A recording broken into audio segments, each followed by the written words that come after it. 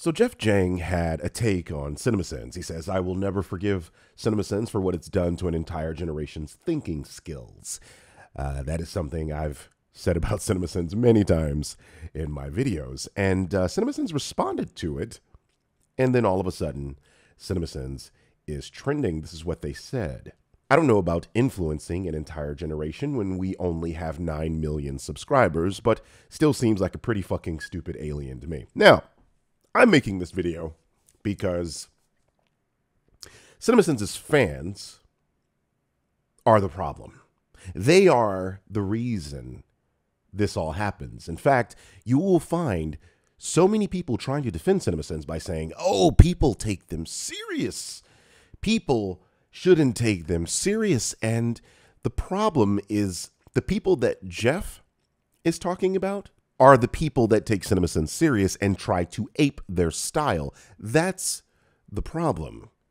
It's those people. It's not people like me who, make fun of CinemaSins and criticize CinemaSins. Here's one that I wanted to point out right here. It says, so many people don't understand that the nitpicking is part of the fun and brand. It's not always serious criticism, just funny things to point out.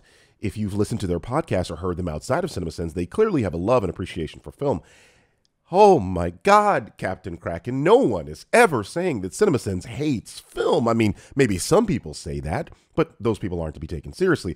What people are saying is that CinemaSins is wrong about the things they say. No one is saying, oh my God, they hated a film they did a video on. We all know Jeremy said that The Matrix was his favorite film. He made a video on it. But that doesn't mean that we are saying he hates The Matrix. We're saying he's wrong about things he said in The Matrix. Let's take a recent video, for example. You said that it's not always serious criticism, right? Okay. How about this? There's no way Adriana caught up in time to stop her kid from being slapped in the face. Did you see all the skateboarding and he did to get here? What was she doing to keep the pace? Okay, so as you just saw, CinemaSins' criticism here is that the mother caught up too quickly in order to stop this man from slapping her son. I'm curious, but how is that not a real criticism? How is that a joke? What is the joke there? No, go on. Explain it. What's the joke? Clearly, he's saying there's no way the mother caught up that quickly to people that were traveling a distance from where she originally was. That's the critique. And this is not just a one-time thing. This is multiple instances of Jeremy doing this in these videos. All of their videos are filled with things like that. And another thing that I'd like to address is the podcast, or heard them outside of CinemaSins, they clearly have a love and appreciation for film.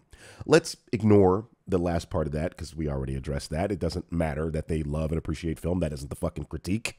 Okay?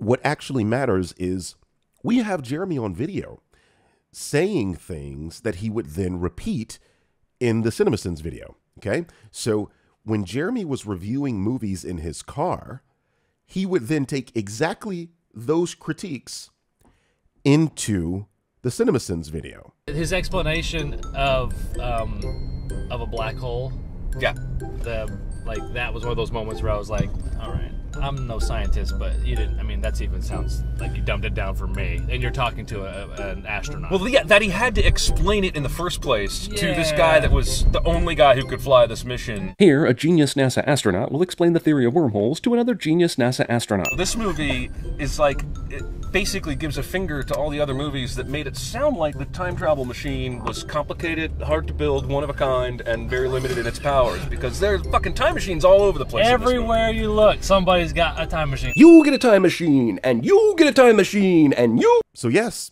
we do know what they really think and believe outside of the CinemaSins videos.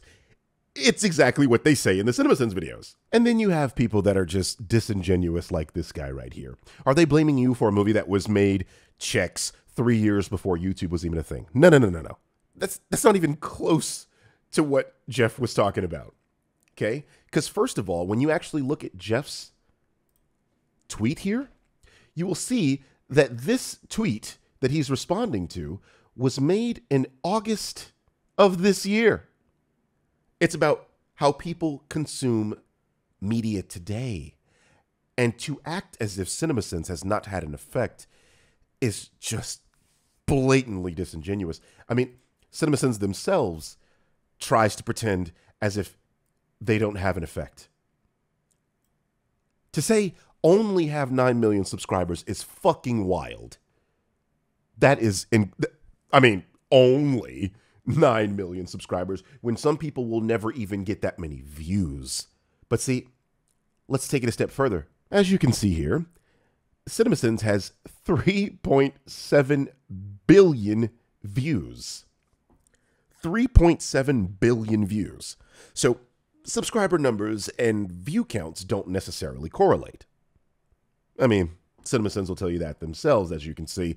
9 million subscribers, but the last time they even had 500,000 views on a video, I mean, you have to scroll. I mean, this is the closest, Ant-Man and the Wasp.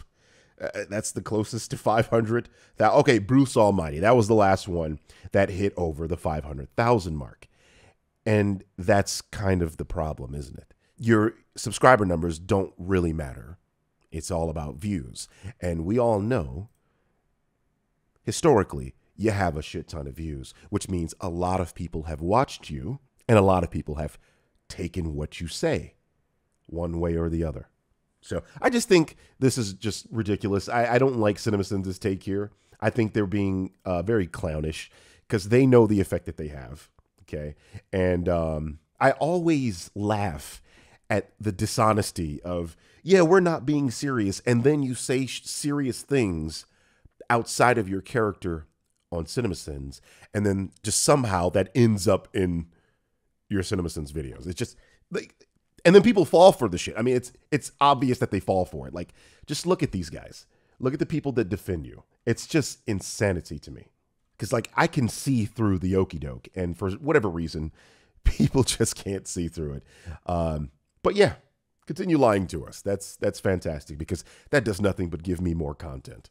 You offend me, Disney. You offend me as somebody who has written and created original things. They're going to come in the comments and say, you make videos on YouTube using other people's movies, blah, diddy, blah, diddy, blah. And yes, you're right. We also make a shit ton of other stuff. But more importantly, the reason we started that channel was to point out when Hollywood started slacking, started repeating too many things, started falling into tropes and cliches and cycles.